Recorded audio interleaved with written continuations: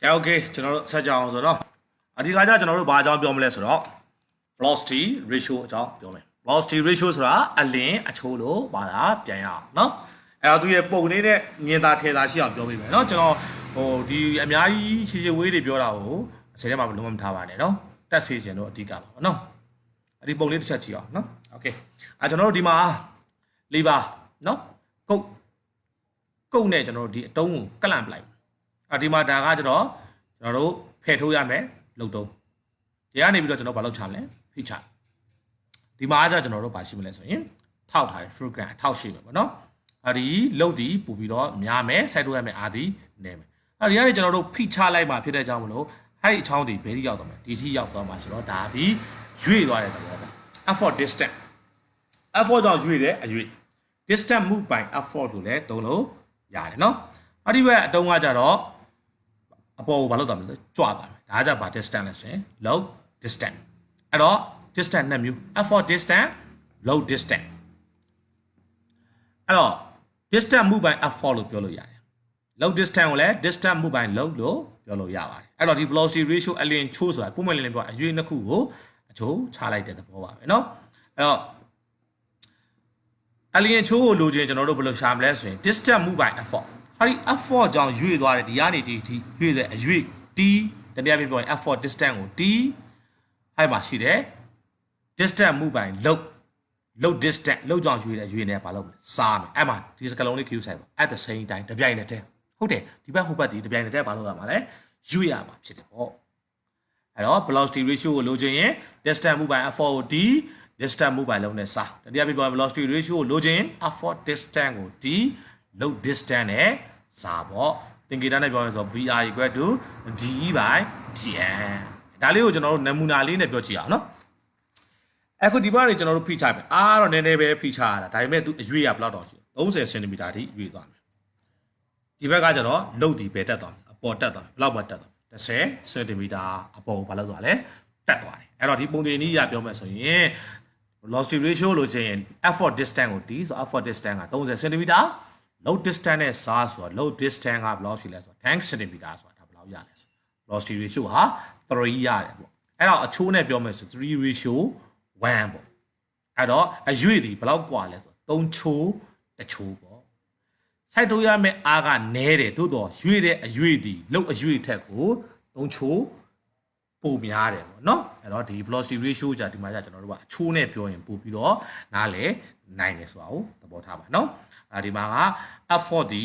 များတယ် effort ဒီသုံးရမယ့် effort ဒီနည်းတယ်သို့တော့ effort ကြောင့်ရွေ့တဲ့အရွေ့ဒီများတယ်လုတ်ဒီများတယ်လုတ်ကြောင့်ရွေ့တဲ့အရွေ့ဒီတော့နည်းတယ်လို့မှတ်ထားပါအဲ့တော့ဒါကိုနောက်ထပ်နမူနာတစ်ခုနဲ့ထပ်ပြအောင်မယ်နော်ဒီကောင်လေးကိုကြတော့ကျွန်တော်တို့ကဒီမှာတစ်ချက်ကြည့်လိုက်ပါနော်ဒီမှာလေးတာက300 newton လေးတယ်ဒါကလုတ်ကိုပြီးထားတာတကယ်သုံးလိုက်ရတော့ဘယ်လောက်ပဲသုံးလိုက်100 newton f4 ကနည်းနည်းပဲသုံးလိုက်ရတယ်သို့တော့ f4 ကြောင့်ရွေ့တဲ့အရွေ့ကကြတော့300 mm တိရှိတယ်ဒီလုတ်ရွေ့တဲ့အရွေ့လေးကကြဘယ်လောက်ပဲရှိလဲဆို100 mm ပဲရှိတယ်နော်โอเคအဲ့တော့ f4 distance ဒီ300 mm ပဲ300 mm တိရှိတယ် low distance ကကြတော့100 mm ဒီရှိတဲ့ခါကျတော့အမှ velocity ratio ကိုလိုချင် distance move by f4 ဒီ distance move by လုံးတဲ့စားဆိုတော့3ချိုးတစ်ချိုးပေါ့ဒါကတော့ပို့ပြီးတော့ထင်သာမြင်သာရှိအောင် velocity ratio အကြောင်းကိုကျွန်တော်ရှင်းပြနေတာဖြစ်ပါတယ်ပေါ့နော်အဲ့မှာဒီမှာကျွန်တော်တို့က definition လေးရှိတယ်နော် velocity ratio ရဲ့ definition လေးကပုံတင်လေးက VR equal to d by dm ပေါ့သူလည်းပဲစောစောလိုပဲเนาะဒီဘိုင်ခန္ဓာတာလေးကဘာလို့ခေါ်လဲအချိုးချတယ်ဆိုတော့ ratio of အဲ့ဒီမှာ DE ဆို effort distance တတိယပြပြော distance move by effort ကြောင့်ရွေ့တဲ့အရွေ့ distance per second တစ်စက္ကန့်မှာဖြစ်ပေါ်လာမဲ့အကွာအဝေး move steadily by the effort move steadily ဆိုတာတပြိုင်နက်တည်းပေါ့ by the effort ကြောင့်တပြိုင်နက်တည်းတစ်စက္ကန့်အတွင်းမှာရွေ့သွားတဲ့အရွေ့အဲ့ဒါကို D ပဲပေါ့နော်အောက်ကိုဆင်းမယ်ဆိုတော့2နောက်ပါလာမလဲဆိုရင်ဒီမှာ that လို့ထားတယ်အဲ့တော့ that ဒီဘာကိုပြောရလဲဆို distance per second move steadily ဒါကိုမရေးချင်တော့လို့ရှေ့မေးချင်လို့ that လို့ရေးတယ်နော်ဘယ်သူကြောင့်ရွေးတာလဲ of the load ကြောင့်ရွေးတာအဲ့တော့ရှေ့ဝေးချင်တော့ the ratio of DE က distance per second move steadily by the effort to DN က distance per second move steadily by the load အဲ့လိုဖြေရမှာ နော်ဒီမှာတော့ that တုံးလိုက်ပါတယ်အဲ့ဒါကိုမှခေါ်ပါတယ်ပေါ့ is called ဘာလို့ခေါ်လဲဆိုရင် velocity ratio of a machine ကိုခေါ်ပါတယ်ဒါလေးက velocity ratio ရဲ့ definition လေးပါပေါ့နော်အဲ့တော့ software ရှိတယ်ပုံတင်လေးရှိတယ် velocity ratio ကိုလိုချင် distance move by f4 ကိုဒီ distance move by log နဲ့စအဲ့တော့ vr က velocity ratio d က distance move by f4 တနည်းအားဖြင့်ပြောရင် f4 distance dn က distance move by log တနည်းအားဖြင့်ပြောရင် log distance ကိုပြောတာပါနော်အဲ့တော့ f4 distance နဲ့ log distance ပဲဟာပိုများပါတယ် f4 distance ဒီပို့ပြီးတော့များပါတယ် log distance ဒီနည်းတယ်ဆိုတာမျိုးတခြား view စိုက်ပြပါဟုတ်ပြီ mechanical advantage လို့ပဲသူ့မှာလည်းဘာတွေရှိမလဲဆိုရင်ကျွန်တော်တို့ notes တွေရှိပါလိမ့်မယ်ဒီ notes တွေလေးပြောပါအောင်မယ်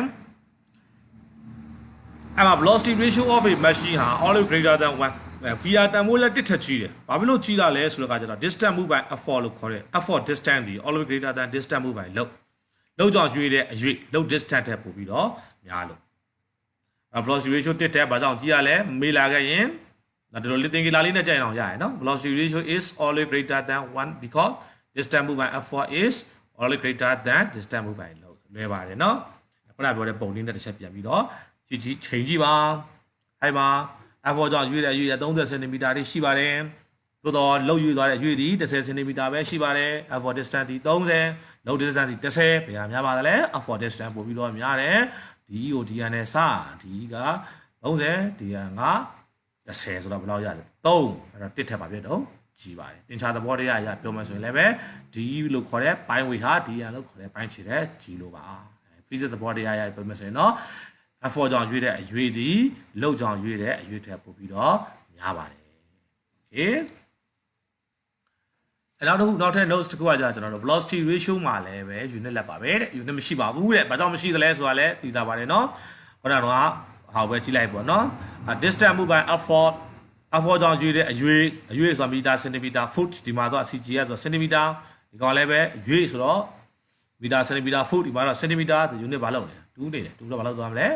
ကြည်သွားတော့အဲ့မှာ velocity ratio မှာ unit မပါလာတော့ဘူးပေါ့အဲ့တော့ဖြည့်ထားတဲ့ခါကျတော့ ratio of two quantity have the same unit mechanical advantage မှာဖြည့်သလိုပဲဖြည့်လိုက်တာပေါ့เนาะ velocity ratio ဆိုတာတကယ်တော့အချိုးတစ်ခုပဲတဲ့ quantity နှစ်ခု DE နဲ့ DN လို့ခေါ်တဲ့ quantity နှစ်ခုအဲ့ quantity နှစ်ခုမှာသူလည်း centimeter သူလည်း centimeter same unit ဖြစ်နေတဲ့ quantity နှစ်ခုကိုအချိုးချလို့ velocity ratio မှာ unit ပျောက်သွားတယ် no units unitless ပါ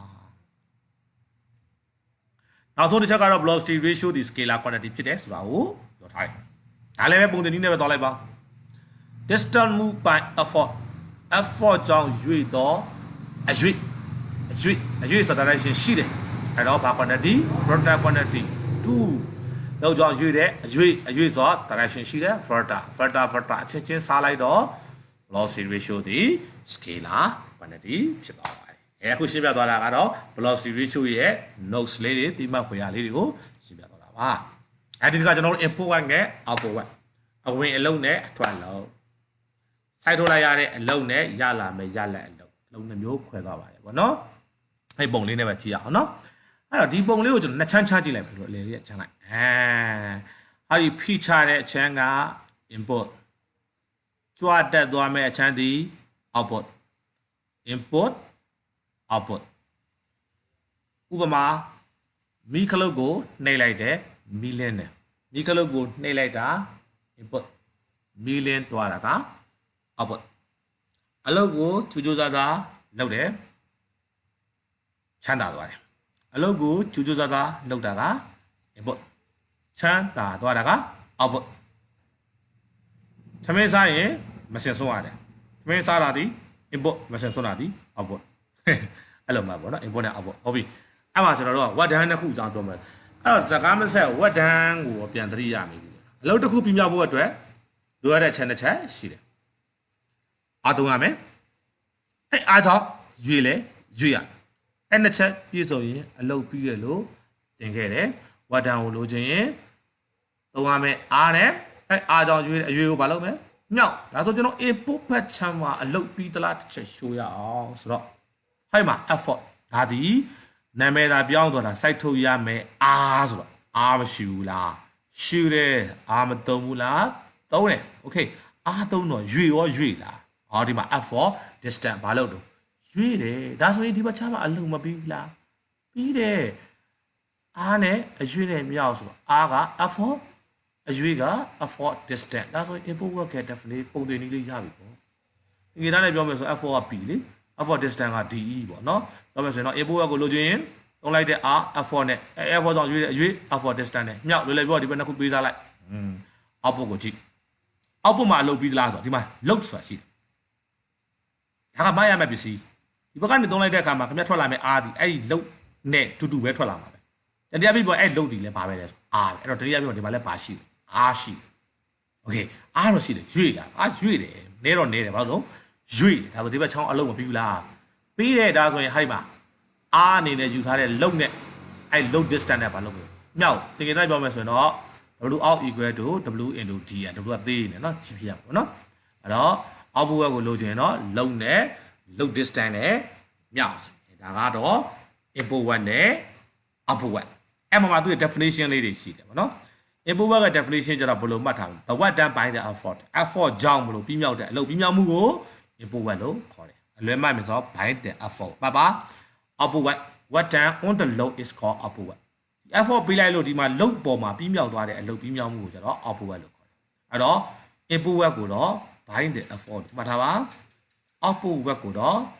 on the load လို့မှတ်ထားရင်တော့ input 1နဲ့ output 1အကြောင်းကောင်းကောင်းနားလည်တော့ပါလိမ့်မယ်ပြီးရင်ဘယ် work ကပူကြီးလဲဆိုစဉ်းစားကြည့်နော်ကိုတိုင်စိုက်ထုတ်လို့ဖြစ်မြောက်လာတဲ့အလုပ်ဖြစ်မြောက်မှုကဟိုဘက်ကရလာမယ်ရလက်ထက်တော့များနေမှာပဲရတဲ့ရလက်တီနဲမှာပဲဆောင်းပွဲမှာ100ဘိုးစုကျူးစားပန်းစားတဲ့ဖြည့်တာလေ120လို့130လို့ရတယ်အေးအဲ့ဒါရော့ပဲရတယ်လေဟုတ်တယ်မလားနော်โอเคအဲ့တော့ဘယ်ဝက်ကပူကြည့်လဲဆိုရင် input ဝက်ကပူပြီးတော့ကြည့်တယ်ဓမဲစားတာနဲ့ပြန်ထုတ်တာပဲပူများလဲစားတာပူများတယ်လေထွက်တာနဲတယ်မလားโอเคဒါဝက်အကြောင်းကိုပြောတာပါ input ဝက်နဲ့ output ဝက်အဲ့မှာနောက်ဆုံးတစ်ခုကကျွန်တော်တို့ efficiency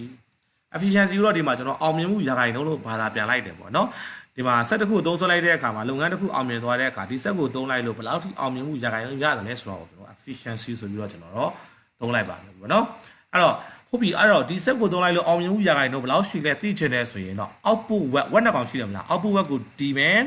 input web နဲ့စားမယ်ပြီးရင်ကျွန်တော်တို့က 100% နဲ့ညောင်းအောင်မြင်မှုရာခိုင်နှုန်းဆိုတော့ဒီ percent နဲ့ထွက်ပြရတာဖြစ်ပါတယ်ပေါ့နော်အဲ့တော့ efficiency ကိုလိုချင် output web ကိုဒီ input web နဲ့စား 100% နဲ့ညောင်းအဲ့ဒါကို definition လေးကြာလွယ်တယ်ဟာဒီမှာထုံးစံတိုင်းဟာဒီဘိုင်ခံထားတာလေးကအချိုးချတော့ the ratio of okay အပေါ်ကဗာလေးလဲ output what the ratio of output what အောက်ကိုဆင်းမယ် to အောက်ကဗာလေးလဲ input what ratio of output what to input what ကိုကျွန်တော်တို့ခေါ်ပါမယ် define as ဘာလို့ခေါ်လဲဆိုရင် efficiency of a machine စက်တစ်ခုရဲ့အောင်မြင်မှုရာခိုင်နှုန်းလို့ခေါ်ပါတယ် the ratio of output what အောက်ဆင်းမယ် to input what is defined as the efficiency of a machine ပေါ့အဲ့တော့ပုံတင်ကြီးပါတယ် simple efficiency equal to w out by w in into 100% ဒါပေမဲ့ဘာမှလို့ပြောရင်ပိုကောင်းတယ် efficiency လို့ချင်း output work ကိုတီ input work နဲ့စာဒီရာခိုင်နှုန်းနဲ့မြောက်လို့နားလဲပိုကောင်းပါတယ်အဲ့တော့ w out က output work ပါ w in က input work ပေါ့ okay နော်နောက်တစ်ခုကကျွန်တော်တို့ efficiency ရဲ့ပုံတင်ကြီးနောက်တစ်ခုလေးရှိတယ်နားသား equation လေးပေါ့အဲ့ဒါလေးဖြစ်ပေါ်လာပုံသမိုင်းကြောင်းလေးရှင်းပြအဲ့တော့ပထမ original က efficiency ကိုလိုချင် output work ကိုဒီ input work နဲ့စာတရားခိုင်နှုန်းနဲ့မြောက်လို့ပြောခဲ့တယ်နော်ဟုတ်ပြီအဲ့တော့ output work နဲ့ input work ကပုံတင်ကြီးမှတ်မိမှာပေါ့နော် input work က p into de တရားပြပြောရင် f4 နဲ့ f4 distance နဲ့မြောက် output work က w into dn တရားပြပြောရင် output work ကိုလိုချင် load နဲ့ load distance နဲ့မြောက်အဲ့မှာထည့်လိုက်အဲ့ w out နေရမှာ w out က w into dn w out နေရာမှာ w into dn ထက် w in က p into de အဲ့ w in နေရာမှာထည့်လိုက်မယ် p into de ထည့်လိုက်မယ်နောက်ကတရားခိုင်လို့ပြန်ထည့်လိုက်မယ်ကွာဟုတ်ပြီအဲ့ဒါပြီးပါဆက်လုံးလဲဆိုရင်အဲ့ w by p ကိုတက်တစ်ချမ်းထားလိုက်ဒီ i by d ကိုတက်တစ်ချမ်းထားလိုက်နှစ်ချမ်းခွဲလိုက်ကွာနောက်ကတရားပြန်ထည့်အဲ့ w by p ဆိုတာလေးမြင်ဘူးလား load f4 load ကို f4 နဲ့စားပါရ negative advantage load ကို f4 နဲ့စားတာအဲ့တော့ w by p နေရာမှာ load by f4 တွေကဗာထည့်လိုက်မယ်အဲ့ mechanical advantage လေးပါလို့လိုက်မယ်ထည့်လိုက်ကွာဟုတ်ပြီနော်ဟာ dn by de ဆိုတာကြီး တိတာက d ဘိုင် dn လေဟုတ်တယ်နော်ဒီမှာပြောင်းပြန်ဖြစ်တယ် dn ဘိုင် d ဆိုတာ1ဘိုင်ခံလိုက်1ဘိုင်ခံလိုက်ရင်ကျွန်တော် d ဘိုင်ပြန်ဖြစ်သွားဘူးလားဖြစ်သွားပြီဒါဆိုရင်အနောက်ကပါပြန်ထည့်မယ် 100% okay ဒါဆို d ဘိုင် dn ပါ velocity ratio အဲ့ဒါဒီနေရာပါထည့်လိုက်မယ် velocity ratio ထည့်လိုက်တဲ့အခါကျတော့နောက်ဆုံးမှာ efficiency ကိုလိုချင်ရင် mechanical bandit ကို t velocity ratio နဲ့စာ100 ရာခိုင်နှုန်းနဲ့ဒါဆိုရင် efficiency ပုံစံနည်းနှစ်ခုရှိပါတယ် output ကို t input နဲ့စာ100 ရာခိုင်နှုန်းနဲ့မြောက်ဆိုတဲ့ပုံစံနည်းရဲ့ efficiency ကိုလိုချင်ရင် mechanical bandit ကို t velocity ratio နဲ့စာ100 ရာခိုင်နှုန်းနဲ့မြောက်ဆိုပြီးတော့မှ efficiency ရဲ့ပုံစံနည်းနှစ်ခုရှိသွားပါတယ်အဲ့တော့ efficiency နဲ့ပတ်သက်ပြီးတော့ဒီမှာဖွေရလေးတွေပြောဖို့ကြံပါသေးတယ်ရေးတာပြီးရင်တော့ဒီအပိုင်းရဲ့ပုံစံလေးတွေတော့ပါမယ်တကယ်တမ်းသင်ခန်းစာမှာတော့ပါတာနည်းနည်းလေးပါဒါပေမဲ့စောင့်မှုပဲထက်စာရင်ဘဝအတွက်ကိုရွယ်ပြီးတော့ပြောတာဖြစ်တဲ့ကြောင့်မို့အများကြီးမြောက်ပြီးပြောတာမိတာကြောင့်မလို့ရှာရှိသလိုဖြစ်သွားရင်လည်းဝင်လို့ပြပါနော်အားလုံးကိုကျေးဇူးတင်ပါတယ်ဒီနေ့တော့ဒီလောက်နဲ့ပဲရင်သားရအောင်မနေ့ပြန်မှာဆက်ပြီးတော့တွေ့ရအောင်ကျေးဇူးတင်ပါတယ်ကျွန်တော်အောင်ကိုမြင့်ပါမြစ်ကြီးနာပါ